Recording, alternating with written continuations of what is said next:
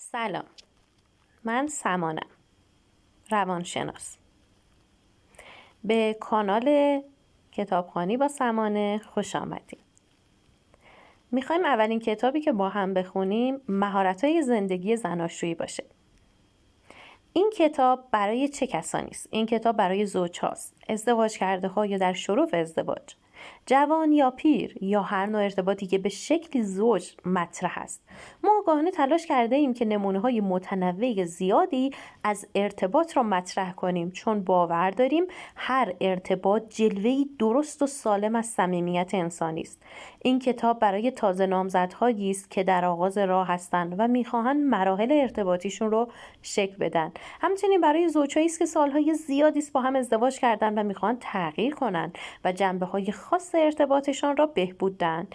این کتاب برای زوجهایی است که هنوز به یکدیگر متعهد هستند، زوجهایی که هنوز مایلند برای زندگی مشترک شادتر تلاش کنند. همچنین باید برای حفظ تلاشتان در طول زمان صبور باشین، چون این روش‌ها خیلی سریع شکل نمی‌گیرند. تغییراتی که شما قصد دارین در ارتباطتان به وجود آورید دست کم به چند هفته وقت نیاز داره و اغلب چندین ماه تا مؤثر واقع بشه. برای تغییر چشمانداز هیجانیتان به احتمال قوی به بیش از یک تغییر نیاز دارید و این مستلزم صرف زمان بیشتری است. برخی از راهبردهایی که امتحان خواهید کرد کارایی خواهد داشت و برخی هم تأثیری نخواهد داشت. در واقع با روش یا نیازهای خاصتان تناسب ندارد. از این رو شما باید از آن بگذرید و بپرهیزید که روی کردی برای شما کارایی ندارد و از طرفی به آموختن مهارت بعدی ادامه بدین. این کتاب برای زوجهایی که مشکل سوء مصرف مواد مخدر دارن مناسب نیست، چون مشکل مواد مخدر هر مهارت جدیدی رو که در اینجا میآموزید بی اثر خواهد کرد. از این رو ابتدا باید این مشکل برطرف بشه. اگر ارتباطتان تحت تاثیر تهدیدات خشونت‌آمیز، ضرب و شتم یا هر شکلی از خشونت جسمانی قرار داره، شما باید در جستجوی کمک‌های حرفه‌ای فوری باشین. امنیت بدنی هر یک از طرفین باید قبل از اینکه کتابی برای شما مؤثر واقع بشه تضمین بشه. همچنین اگه شما با بی‌وفایی یا هر گونه عدم اعتماد در ارتباطتان روبرو شده این توصیه می‌کنیم به متخصص امور زناشویی رجوع کنید. کار کردن به تنهایی و کار کردن با یکدیگر. بیشتر فصل‌های این کتاب به گونه‌ای مطرح شدن که برای ایجاد تغییرات یک جانبه در ارتباطتان مناسب هستند. این فصل‌ها گام به گام به شما نشان خواهند داد که چطور الگوهای تعامل و ارتباطیتان را تغییر دهید و با توجه به ماهیت نظام زندگی زوجی وقتی شما تغییر کنید همسرتان نیز در پاسخ به تغییر شما تغییر خواهد کرد. وقتی رفتارهای جدیدی در پیش بگیریم باعث ایجاد واکنشی در طرف مقابل میشه. حتی کوچکترین تلاشی از جانب شما میتونه تاثیر بسیار زیادی داشته باشه. گاهی همسرتان در برابر رفتارهای جدیدتان مقاومت خواهد کرد. برای بیشتر اشخاص تغییر، حتی تغییر مثبت، ترسناکه، اما اگر مقاومت به خرج دهید، اگر رفتار جدید را همچنان به کار ببرید، احتمال خیلی زیادی وجود دارد که همسرتان نیز به مسیری مثبت تغییر جهت دهد. در حالی که تلاش یک طرفه میتواند مؤثر باشد، با یک دیگر کار کردن تا حدودی نتایج سریعتری به بار می آورد.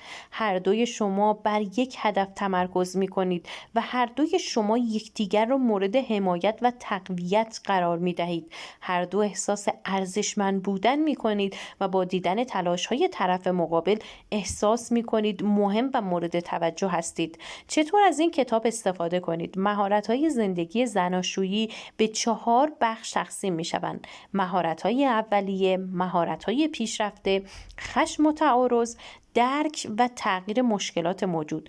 ما پیشنهاد می‌کنیم که همه فصول مهارت‌های اولیه را که در مورد گوش کردن، بیان احساسات و تعیین نیازها و تقویت متقابل است بخوانید.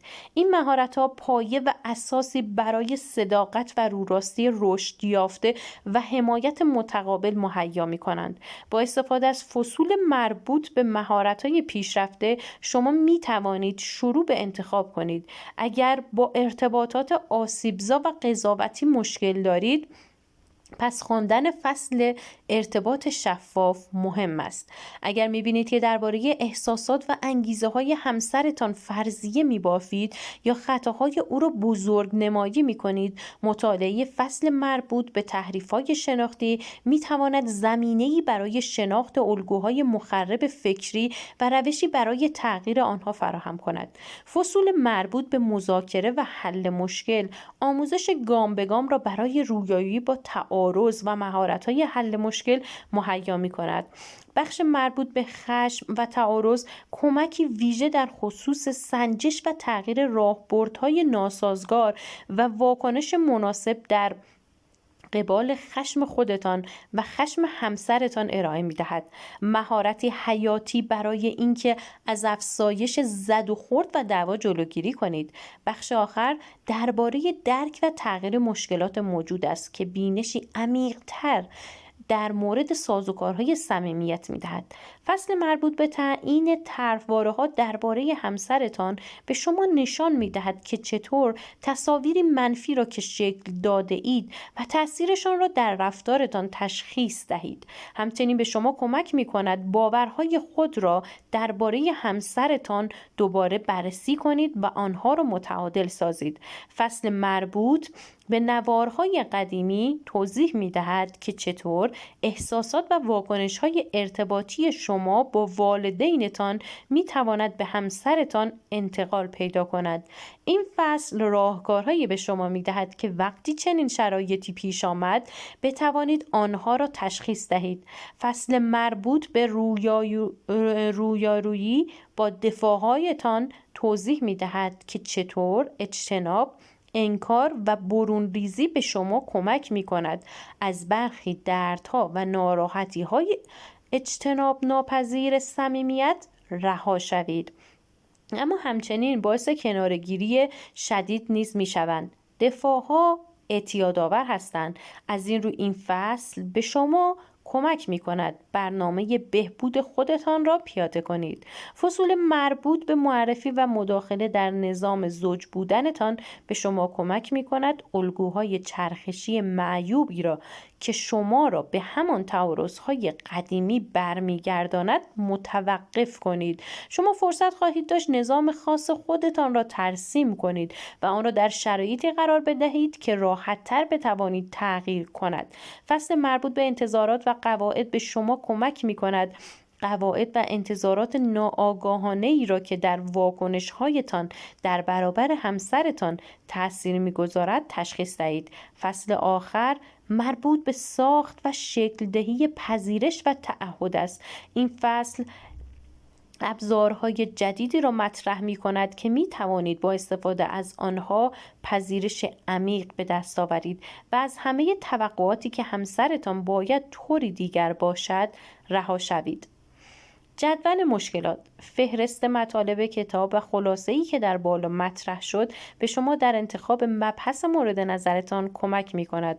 اما ما می‌خواهیم تا حد امکان مسیرهای زیادی فراهم کنیم و برخی اشخاص مایلند جلوه‌های تصویری بیشتری در اختیار داشته باشند. از این رو ما جدول زیر را برای کسانی که می‌خواهند کل مطالب را در یک نگاه ببینند آورده ایم. برای معرفی فصولی که خیلی بیشتر برای شما مفید است به ستون مشکلات جدول نگاه کنید. سپس به قسمت مهارت‌ها که با علامت ضرب در برای آن مشکل مشخص شده نگاهی بیندازید. آنها تعیین می‌کنند که کدام فصول مؤثرترین مهارت‌ها را با توجه به آن مشکل مشخص می‌کند. علامت ضرب در بزرگتر فصولی را نشان می‌دهد که باید اول بخوانید. به عنوان مثال اگر می‌خواهید همین حالا ببینید که چطور با خشمتان و خشم همسرتان روبرو می‌شوید، می‌توانید به ستون دست راست نگاه کنید و خشم جر و بحث را پیدا کنید. سپس در همان مسیر در جدول جلو بروید و ببینید که بزرگترین ضرب در شما را به فصل مقابله با خشم جهت می دهد. بعد از خواندن این فصل ضرب در کوچکتر به شما پیشنهاد می کند که ممکن است بخواهید فصول مربوط به مقابله با خشم همسر، وقفه و غیره را نیز بخوانید. به شما تبریک میگوییم. به هر طریقی که این کتاب را به کار میبرید به شما برای برداشتن چنین گامی به سوی رشد مهارت‌های زندگی زناشویی تبریک میگوییم. به یاد داشته باشید به جای اینکه فقط کتاب را بخوانید، تمرینات را انجام دهید. صبور باشید و اگر اولین تلاشتان نتیجه نداد، پیوسته رویکردهای مختلف را امتحان کنید. جدول مشکلات.